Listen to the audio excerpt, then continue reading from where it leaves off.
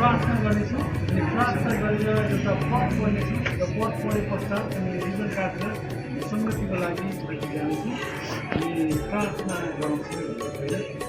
धन्यवाद महान अनि जीवित तपाईँ परमेश्वरलाई यसरी धन्यवाद दिँदछौँ। तपाईँ परमेश्वरले दिनुभएको दिन समय यसरी हामी तपाईँको उपस्थितिमा आएका छौँ। विशेष गरी हामी प्रार्थना गर्छौँ तपाईँ पवित्र परमेश्वरसँग तपाईँको आशिष अनुग्रहले तपाईँ स्वयंले बनाउनु भएको यो घरमा प्रभु हामी प्रवेश गर्न जाँदैछौँ। जसरी प्रभु सोलोमन राजाले हामी तपाईँ परमेश्वरको भवन तपाईँको वेदीमा अर्पण गरेका थिए त्यसरी नै प्रभु आज हामी तपाईँको यो पवित्र भवनलाई समर्पण गर्न जाँदैछौँ र तपाईँको भवनमा प्रभु हामी देख्नेछौँ।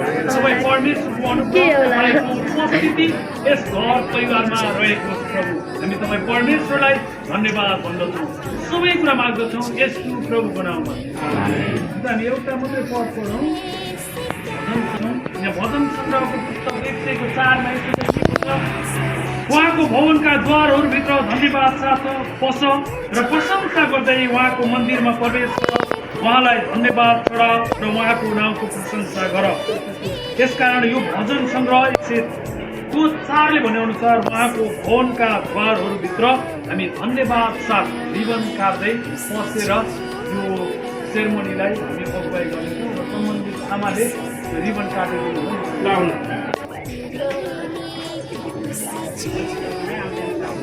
समातेर यहाँ समातेर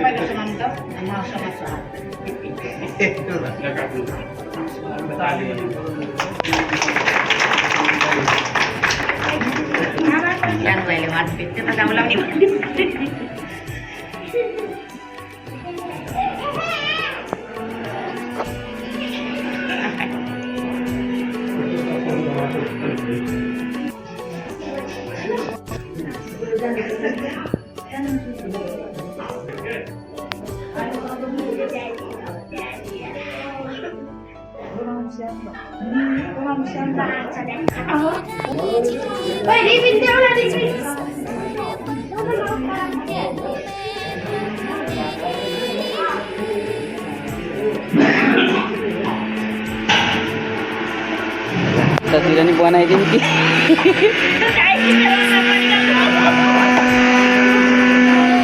म सबैको उसमा म्यासेन्जरमा सेन्ड गरिदिउँला क्या।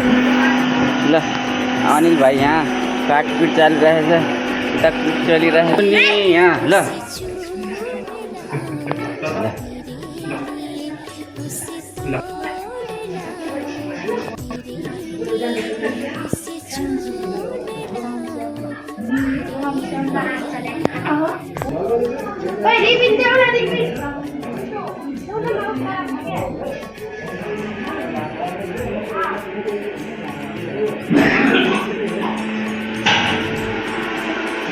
तस्वीर नि बनाइदिउँ कि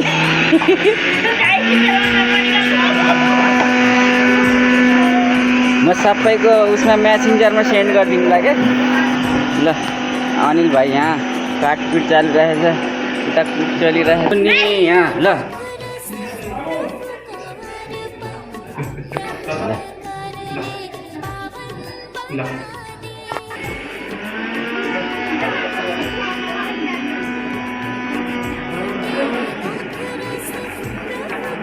ये सारा पृथ्वी का मानिसहरू प्रभुको जयकार मनाओ, आनन्दको साथ प्रभुको आराधना गरौँ, हर्षका गीत गाउँदै उहाँको सामुन्ने आओ।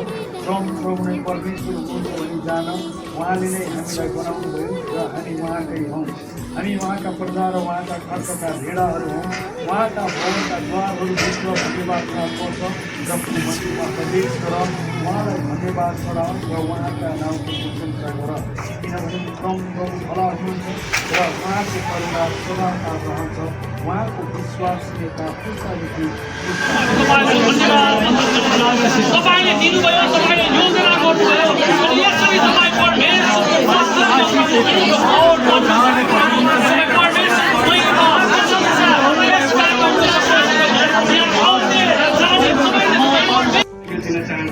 हाम्रो आमाले दिनुहुनेछ।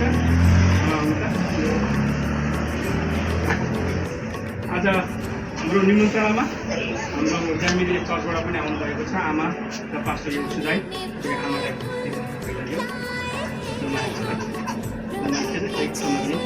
दिलकुमारी दिलकुमारी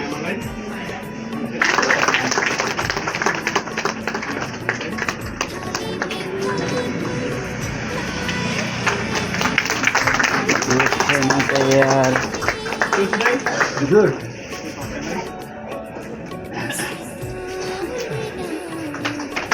भाइलाई आमालाई धन्यवाद